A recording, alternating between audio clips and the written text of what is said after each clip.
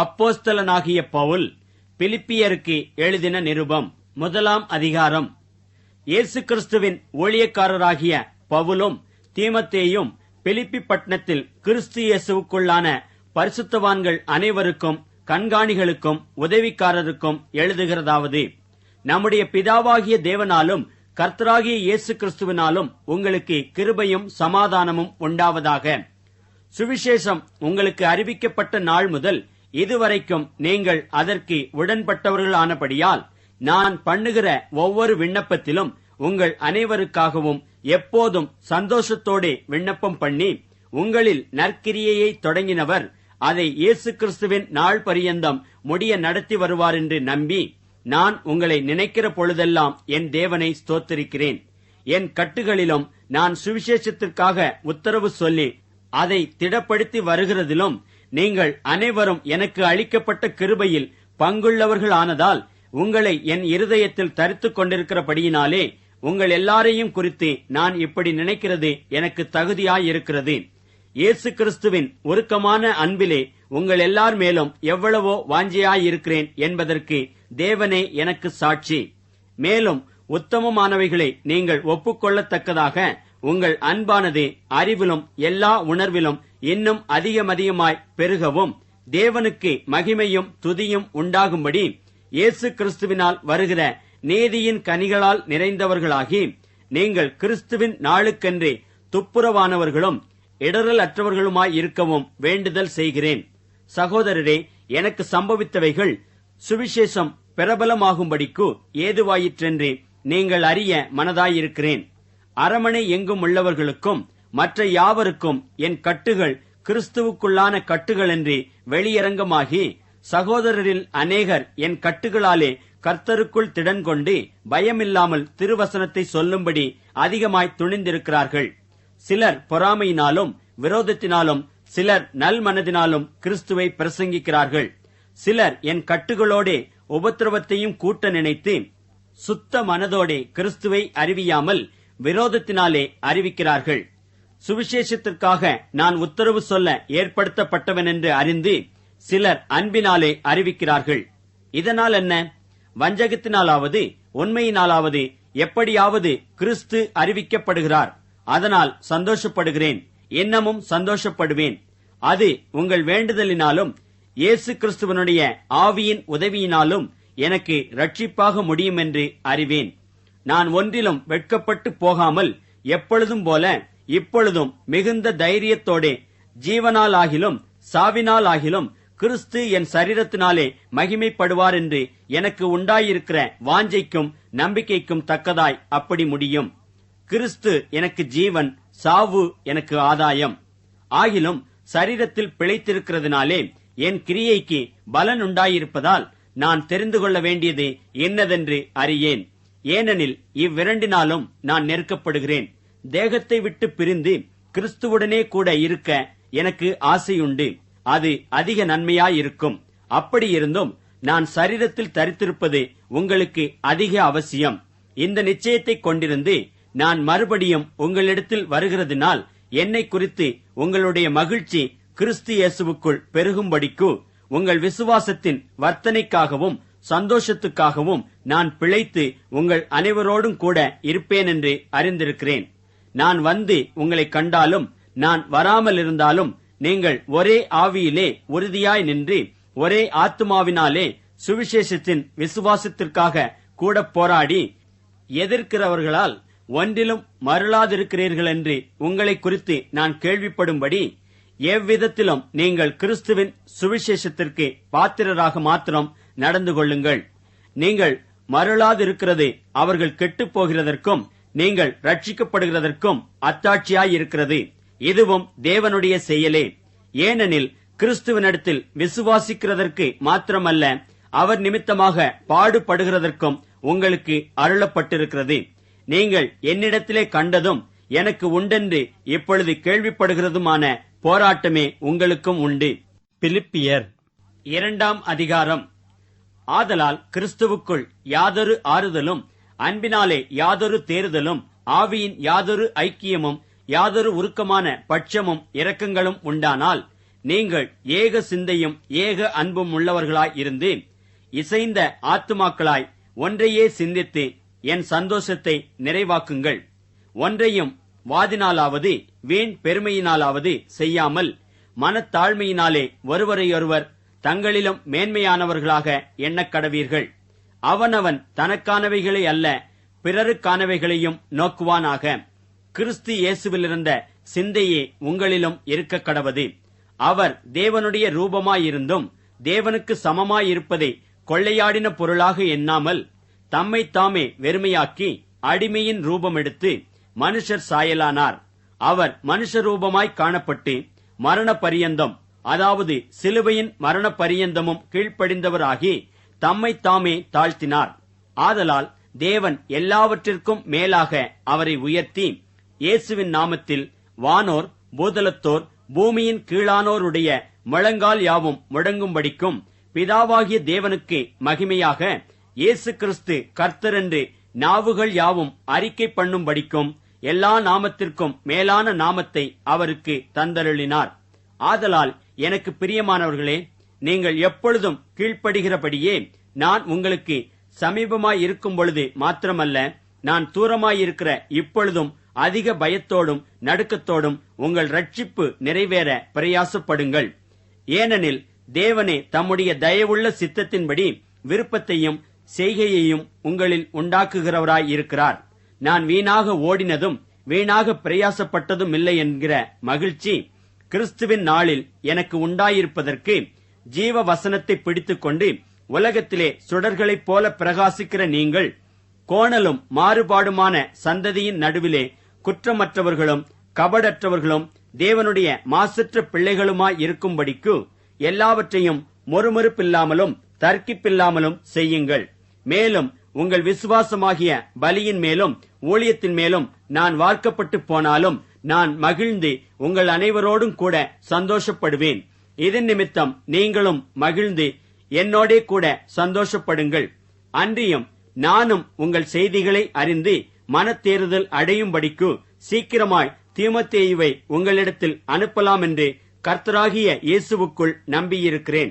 அதேனென்றால் உங்கள் காரியங்களை உண்மையாய் விசாரிக்கிறதற்கு என்னைப் போல மனதுள்ளவன் அவனையன்றி வேறொருவனும் என்னிடத்தில் இல்லை. மற்றவர்கள் எல்லாரும் கிறிஸ்து இயேசுவுக்குரியவைகளை தேடாமல் தங்களுக்குரியவைகளையே தேடுகிறார்கள். தகப்பனுக்கு பிள்ளை ஊழியம் செய்வது போல அவன் என்னுடனே கூட சுவிசேஷத்தின் நிமித்தம் ஊழியம் செய்தான் என்று அவனுடைய உத்தம குணத்தை அறிந்திருக்கிறீர்கள். ஆகையால் என் காரியங்கள் இன்னப்படி நடக்கும் என்று நான் அறிந்தவுடனே அவனை அனுப்பலாம் என்று நினைத்திருக்கிறேன். அன்றியும் நானே சீக்கிரத்தில் வருவேன் என்று கர்த்தருக்குள் நம்பிக்கையாயிருக்கிறேன்.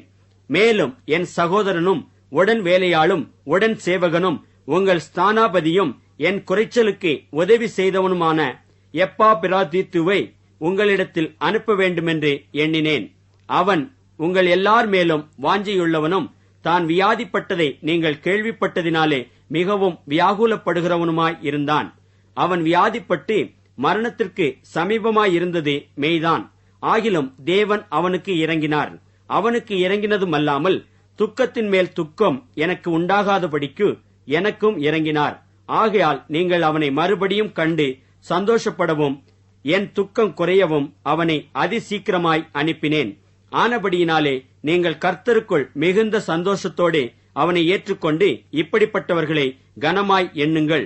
ஏனெனில் நீங்கள் எனக்கு செய்ய வேண்டிய ஊழியத்திலே உங்கள் குறைவை நிறைவாக்கும்படிக்கு அவன் தன் பிராணனையும் எண்ணாமல் கிறிஸ்துவின் ஊழியத்தின் நிமித்தம் மரணத்திற்கு சமீபமாயிருந்தான். பிலிப்பியர் 3 அதிகாரம். மேலும் என் சகோதரரே, கர்த்தருக்குள் சந்தோஷப்படுங்கள். எழுதினவைகளையே எழுதுவது எனக்கு வருத்தமல்ல, அது உங்களுக்கு நலமாயிருக்கும்.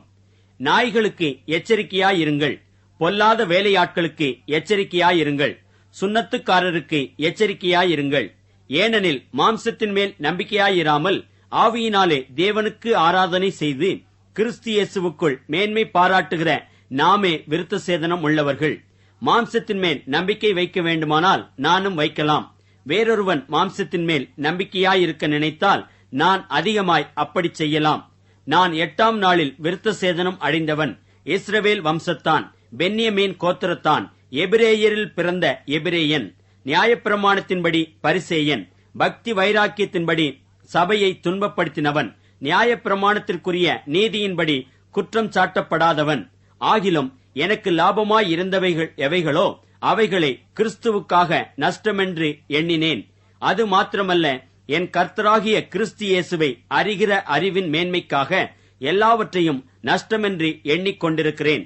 நான் கிறிஸ்துவை ஆதாயப்படுத்திக் கொள்ளும்படிக்கும் நியாயப்பிரமாணத்தினால் வருகிற சுயநீதியை உடையவனாய் இராமல், கிறிஸ்துவை பற்றும் விசுவாசத்தினால் வருகிறதும் விசுவாசம் மூலமாய் தேவனால் உண்டாயிருக்கிறதுமான நீதியை உடையவனாயிருந்து கிறிஸ்துவுக்குள் இருக்கிறவனென்று காணப்படும்படிக்கும், இப்படி நான் அவரையும் அவருடைய உயிர்த்தெழுதலின் வல்லமையையும் அவருடைய பாடுகளின் ஐக்கியத்தையும் அறிகிறதற்கும் அவருடைய மரணத்திற்கொப்பான மரணத்திற்குள்ளாகி எப்படியாயினும் நான் மரித்தோரிலிருந்து உயிரோடு எழுந்திருப்பதற்கு தகுதியாகும்படிக்கும் அவருக்காக எல்லாவற்றையும் நஷ்டமென்று விட்டேன், குப்பையுமாக எண்ணுகிறேன். நான் அடைந்தாயிற்று அல்லது முற்றும் தேறினவனானேன் என்று எண்ணாமல், கிறிஸ்து இயேசுவினால் நான் எதற்காக பிடிக்கப்பட்டேனோ அதை நான் பிடித்துக் கொள்ளும்படி ஆசையாய் தொடருகிறேன். சகோதரரே, அதை பிடித்துக் கொண்டேன் என்று நான் எண்ணுகிறதில்லை. ஒன்று செய்கிறேன், பின்னானவைகளை மறந்து முன்னானவைகளை நாடி கிறிஸ்து இயேசுவுக்குள் தேவன் அழைத்த பரம அழைப்பின் பந்தய பொருளுக்காக இலக்கை நோக்கி தொடருகிறேன். ஆகையால் நம்மில் தேறினவர்கள் யாவரும் இந்த சிந்தையாயிருக்க கடவோம். எந்த காரியத்திலாவது நீங்கள் வேறே சிந்தையாயிருந்தால் அதையும் தேவன் உங்களுக்கு வெளிப்படுத்துவார். ஆகிலும் நாம் எதுவரையில் தேறியிருக்கிறோமோ அது முதல் ஒரே ஒழுங்காய் நடந்து கொண்டு ஒரே சிந்தையாயிருப்போமாக. சகோதரரே, நீங்கள் என்னோடே கூட பின்பற்றுகிறவர்கள் ஆகி நாங்கள் உங்களுக்கு வழிகாட்டுகிறபடி நடக்கிறவர்களை மாதிரியாக நோக்குங்கள்.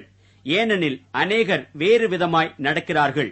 அவர்கள் கிறிஸ்துவின் சிலுவைக்கு பகைஞரென்று உங்களுக்கு அநேகந்தரம் சொன்னேன். இப்பொழுது கண்ணீரோடும் சொல்லுகிறேன். அவர்களுடைய முடிவு அழிவு, அவர்களுடைய தேவன் வயிறு, அவர்களுடைய மகிமை அவர்களுடைய இலச்சையே.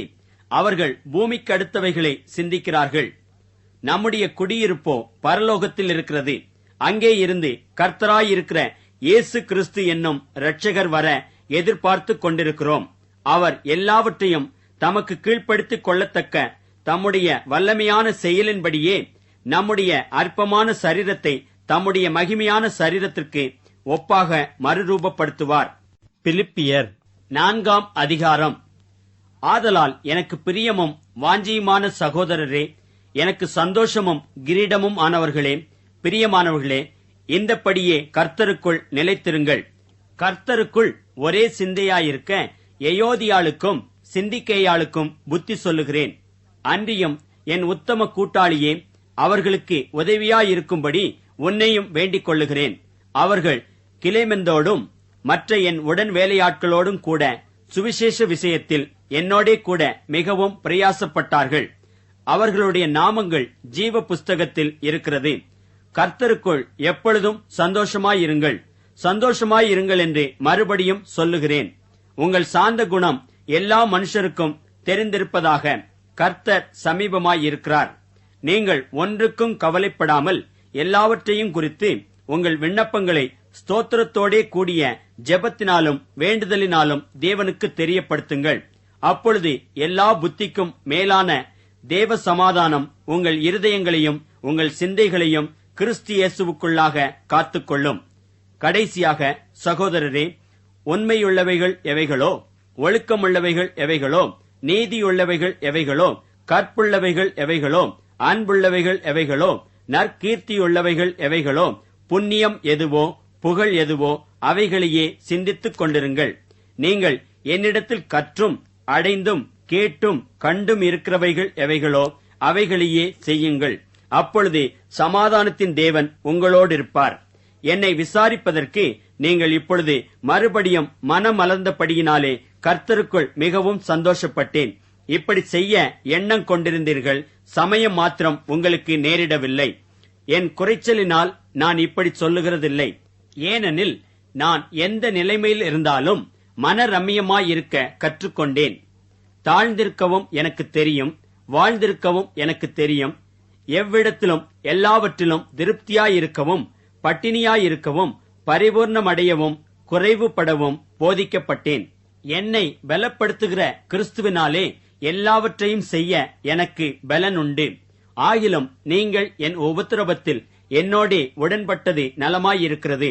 மேலும் பிலிப்பியரே, சுவிசேஷத்தின் ஆரம்பத்திலே நான் மக்கதோனியாவிலிருந்து புறப்பட்ட போது கொடுக்கல் வாங்கல் காரியத்தில் நீங்கள் மாத்திரம் எனக்கு உடன்பட்டதே அல்லாமல் வேறொரு சபையும் உடன்படவில்லை என்று நீங்கள் அறிந்திருக்கிறீர்கள்.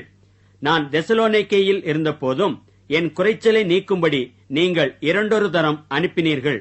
உபகாரத்தை நான் நாடாமல் உங்கள் கணக்குக்கு பலன் பெருகும்படியே நாடுகிறேன். எல்லாம் எனக்கு கிடைத்தது, பரிபூர்ணமும் உண்டாயிருக்கிறது. உங்களால் அனுப்பப்பட்டவைகளை சுகந்த வாசனையும் தேவனுக்கு பிரியமான உகந்த பலியுமாக எப்பாப்பிராதீத்துவின் கையில் வரப்பற்றி கொண்டபடியால் நான் திருப்தி அடைந்திருக்கிறேன். என் தேவன் தம்முடைய ஐசுவரியத்தின்படி உங்கள் குறைவை எல்லாம் கிறிஸ்து இயேசுவுக்குள் மகிமையிலே நிறைவாக்குவார். நம்முடைய பிதாவாகிய தேவனானவருக்கு என்றென்றைக்கும் மகிமை உண்டாவதாக. ஆமென். கிறிஸ்து இயேசுவுக்குள்ளான பரிசுத்தவான்கள் யாவருக்கும் வாழ்த்துதல் சொல்லுங்கள். என்னோடு இருக்கிற சகோதரர்கள் உங்களுக்கு வாழ்த்துதல் சொல்லுகிறார்கள். பரிசுத்தவான்கள் அனைவரும், விசேஷமாக ராயனுடைய அரமனையில் உள்ளவர்களும் உங்களுக்கு வாழ்த்துதல் சொல்லுகிறார்கள். நமது கர்த்தராகிய இயேசு கிறிஸ்துவினுடைய கிருபை உங்கள் அனைவரோடும் கூட இருப்பதாக. ஆமென்.